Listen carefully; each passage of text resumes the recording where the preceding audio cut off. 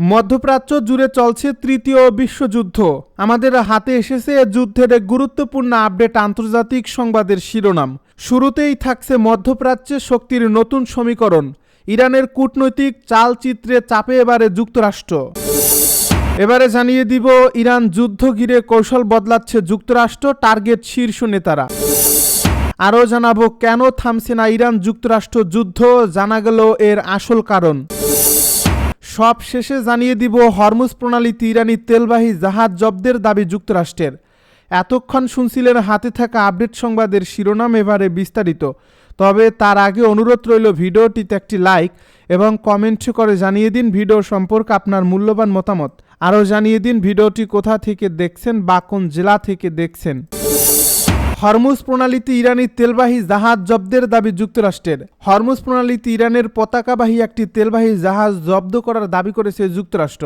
দেশটির সামরিক বাহিনীর কেন্দ্রীয় কমান্ড বলছে, অবরোধ অমান্য করে ইরানের একটি বন্দরের দিকে যাওয়ার চেষ্টা করছিল জাহাজটি। মার্কিন সেন্ট্রাল কমান্ড এক বিবৃতিতে জানায়, তাদের guided missile destroyer USS Rafael Peralta অভিযান চালিয়ে এমটি স্ট্রিম নামের ওই ট্যাঙ্কারটিকে থামিয়ে দেয়। সেন্টকমের দাবি, এই জাহাজটি চলমান নিষেধাজ্ঞা ও অবরোধ উপেক্ষা করে ইরানের দিকে যাচ্ছিল। এ কারণে সেটিকে জব্দ করা হয়। জাহাজ চলাচল সংক্রান্ত তথ্য প্রদানকারী প্রতিষ্ঠান ম্যারিন ট্রাফিকের তথ্য অনুযায়ী জাহাজটিকে সর্বশেষ মালাক্কা প্রণালীতে অবস্থান করতে দেখা গিয়েছিল। এর আগে ইরান সংশ্লিষ্ট তেলবাহী জাহাজ আটকের ঘটনাকে জলদস্যুতা ও সশস্ত্র ডাকাতি হিসেবে আখ্যা দিয়েছিল তেহরান। তবে সর্বশেষ এই ঘটনার বিষয়ে ইরানের পক্ষ থেকে তাৎক্ষণিক কোনো প্রতিক্রিয়া পাওয়া যায়নি। মধ্যপ্রাচ্যের গুরুত্বপূর্ণ জলপথ হরমুজ প্রণালী ঘিরে যুক্তরাষ্ট্র ও ইরানের মধ্যে দীর্ঘদিন ধরেই উত্তেজনা বিরাজ করছে। বিশ্ব জ্বালানি সরবরাহের একটি বড় অংশ এই পথ দিয়ে পরিবাহিত হওয়া এ অঞ্চলের যে কোনো ঘটনা আন্তর্জাতিক বাজারে প্রভাব ফেলতে পারে। কেন থামছে না ইরান যুক্তরাষ্ট্র যুদ্ধ, জানা গেল এর আসল কারণ। যুক্তরাষ্ট্র ও ইরানের মধ্যে চলমান সংঘাত অবসানের পথে প্রধান অন্তরায় এখন আর কেবল পারমাণবিক কর্মসূচি বা ক্ষেপণাস্ত্র পরীক্ষা নয়, বরং এর মূলে রয়েছে অর্থ। কূটনৈতিক বিশ্লেষক এবং কর্মকর্তাদের মতে ডোনাল্ড ট্রাম্পের অর্থনৈতিক যুদ্ধেংদেহী নীতি এবং তেহরানকে আর্থিক সুবিধা দেওয়ার ক্ষেত্রে তার চরম অনিচ্ছাই বর্তমানে আলোচনা টেবিলে অচলাবস্থা তৈরি করছে। ওয়াশিংটন ও মধ্যপ্রাচ্যের বেশ কয়েকজন কর্মকর্তা জানিয়েছেন, ট্রাম্প প্রশাসন ইরানের উপর থেকে অর্থনৈতিক অবরোধ বা নিষেধাজ্ঞা শিথিল করতে চাচ্ছে না, যা মূলত কোনো সম্ভাব্য সমঝোতাকে ব্যর্থতার দিকে ঠেলে দিচ্ছে। ডোনাল্ড ট্রাম্প দীর্ঘ এক দশক ধরে ইরানের বিরুদ্ধে আর্থিক ব্যবস্থাকে অস্ত্র হিসাবে ব্যবহার করে আসছেন। 2015 সালের পারমাণবিক চুক্তির সময় ইরানকে দেওয়া নগদ অর্থ বা কার্গো ভর্তি ক্যাশ নিয়ে তিনি বরাবরই কঠোর সমালোচনা করেছেন। এখন পরিস্থিতি এমন দাঁড়িয়েছে যে বারাক ওবামার আমলের সেই সিদ্ধান্তের সমালোচনা করায় ট্রাম্প নিজে কোনো আর্থিক ছাড় দিতে পারছেন না। এর কারণ, সংঘাত শেষে যদি ইরান অর্থনৈতিকভাবে লাভবান অবস্থায় থাকে তবে তা ট্রাম্প প্রশাসনের জন্য রাজনৈতিকভাবে চরম অস্বস্তিকর হয়ে দাঁড়াবে।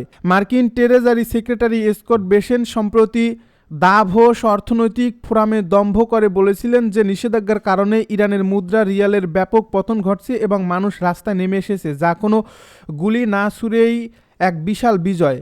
অন্যদিকে ইরানের নেতৃত্ব এখন চরম অর্থ সংকটে রয়েছে। যদিও যুদ্ধের কারণে তেলের দাম বেড়ে ইরান কিছুটা লাভবান হয়েছে, কিন্তু ইসরায়েল ও যুক্তরাষ্ট্রের বিমান হামলায় তাদের প্রায় $300 বিলিয়ন অর্থনৈতিক ক্ষতি হয়েছে। এই বিপুল ক্ষয়ক্ষতি কাটিয়ে উঠতে এবং দেশে কর্মসংস্থান তৈরি করতে ইরানের জন্য বড় অঙ্কের নগদ অর্থ এবং আন্তর্জাতিক বাজারে প্রবেশের সুযোগ অত্যন্ত জরুরি। বিশ্লেষক অ্যালান আইয়ের মতে পারমাণবিক বিষয়টি এখন অনেকটা গুরুত্বহীন হয়ে পড়ছে।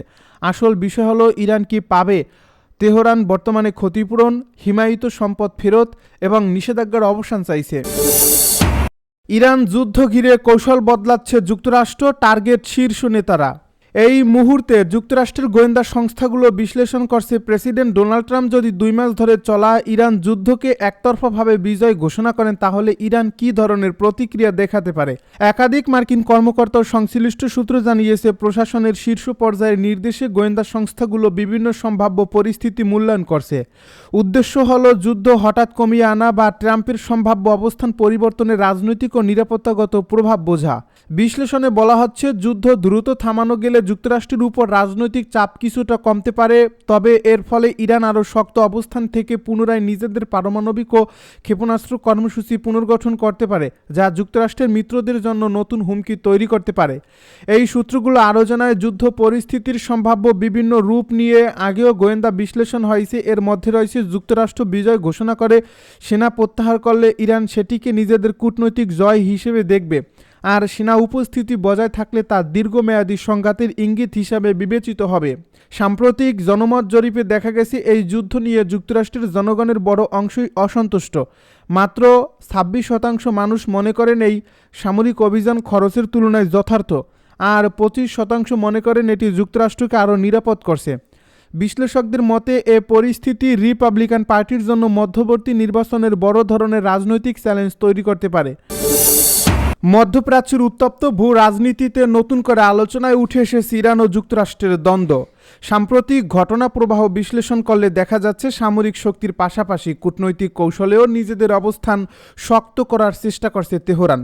প্রশ্ন উঠছে, ইরানের সুপরিকল্পিত কূটনৈতিক পদক্ষেপের মুখে কি চাপে পড়ছে ওয়াশিংটন, নাকি এটি শুধুই আঞ্চলিক শক্তির ভারসাম্য পুনর্গঠনের একটি অংশ? ইরানের পররাষ্ট্রমন্ত্রী আব্বাস আরাকচি সাম্প্রতিক সময়ে ধারাবাহিক কূটনৈতিক তৎপরতার মাধ্যমে আন্তর্জাতিক অঙ্গনে আলোচনার কেন্দ্রবিন্দুতে উঠে এসেছেন। মাত্র 72 ঘন্টার ব্যবধানে পাকিস্তান, ওমান এবং রাশিয়া সফর করে তিনি একাধিক গুরুত্বপূর্ণ বৈঠক সম্পন্ন করেছেন। এই সফরকালে শুধুমাত্র আনুষ্ঠানিক কূটনৈতিক কার্যক্রম হিসেবে দেখছেন না বিশ্লেষকরা, বরং তারা মনে করছেন এটি একটি বৃহত্তর কৌশলের অংশ, যার মাধ্যমে ইরান তার আঞ্চলিক ও বৈশ্বিক সমর্থন জোরদার করতে চাইছে। বিশেষ করে হরমুজ প্রণালীকে ঘিরে উত্তেজনা পরিস্থিতিকে আরও জটিল করে তুলছে। বিশ্বের প্রায় 20% জ্বালানি পরিবহনের জন্য গুরুত্বপূর্ণ এই সমুদ্রপথে যুক্তরাষ্ট্রের সামরিক উপস্থিতি এবং ইরানের পাল্টা অবস্থান দুই পক্ষের মধ্যে উত্তেজনা বাড়িয়ে তুলেছে। এই প্রেক্ষাপটে ওমানের ভূমিকা অত্যন্ত গুরুত্বপূর্ণ হয়ে উঠছে, কারণ প্রণালীর একটি অংশ ওমানের নিয়ন্ত্রণাধীন। মাস্কাটে ওমানের সুলতান হাইথাম বিন তারিকের সঙ্গে বৈঠকে আঞ্চলিক নিরাপত্তা ও উত্তেজনা প্রশমনের বিষয়টি গুরুত্ব পেয়েছে বলে জানা গেছে। একই সঙ্গে পাকিস্তান সফরও ছিল কৌশলগত দিক থেকে তাৎপর্যপূর্ণ। ইসলামাবাদে প্রধানমন্ত্রী শাহবাজ শরীফ এবং সেনাপ্রধান আসিম মুনিরের সঙ্গে বৈঠকের মাধ্যমে ইরান চেষ্টা করেছে একটি ভারসাম্যপূর্ণ অবস্থান তৈরি করতে, যেখানে যুক্তরাষ্ট্রের সঙ্গে উত্তেজনা কমানোর পাশাপাশি নিজেদের কৌশলগত স্বার্থ অক্ষুণ্ণ রাখা যায়।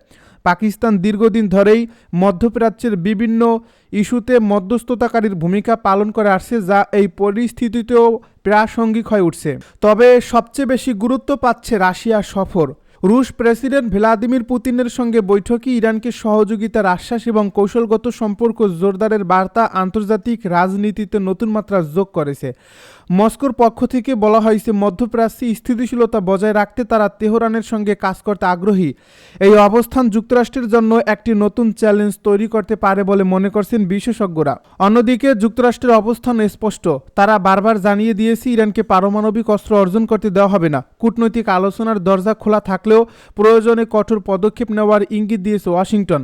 মার্কিন প্রশাসনের এই অবস্থান একদিকে চাপ সৃষ্টি করছে, অন্যদিকে ইরানকেও আরও সক্রিয় কূটনৈতিক তৎপরতার দিকে ঠেলে দিচ্ছে। বিশ্লেষকদের মতে বর্তমান এই পরিস্থিতি সরাসরি কোনো এক পক্ষের জয় বা পরাজয়ের ইঙ্গিত দেয় না, বরং এটি একটি জটিল কৌশলগত প্রতিযোগিতা, যেখানে সামরিক শক্তি, অর্থনৈতিক প্রভাব এবং কূটনৈতিক দক্ষতা সবকিছু মিলিয়ে শক্তির ভারসাম্য নির্ধারিত হচ্ছে। ইরান তার মিত্রদের সঙ্গে সম্পর্ক জোরদার করে একটি বহুমাত্রিক জোট গঠনের চেষ্টা করছে, আর যুক্তরাষ্ট্র তার প্রভাব ধরে রাখতে বিভিন্ন কৌশল অবলম্বন করছে। এই প্রেক্ষাপটে মধ্যপ্রাচ্যের ভবিষ্যৎ অনেকটাই নির্ভর করছে কূটনৈতিক আলোচনার অগ্রগতি এবং আঞ্চলিক শক্তিগুলোর পারস্পরিক সমঝোতার উপর। উত্তেজনা কমানোর জন্য যদি কার্যকর উদ্যোগ নেওয়া না হয়, তবে পরিস্থিতি আরও জটিল হয়ে উঠতে পারে। তবে কূটনৈতিক প্রচেষ্টা অব্যাহত থাকলে একটি ভারসাম্যপূর্ণ সমাধানের সম্ভাবনাও উড়িয়ে দেওয়া যায় না।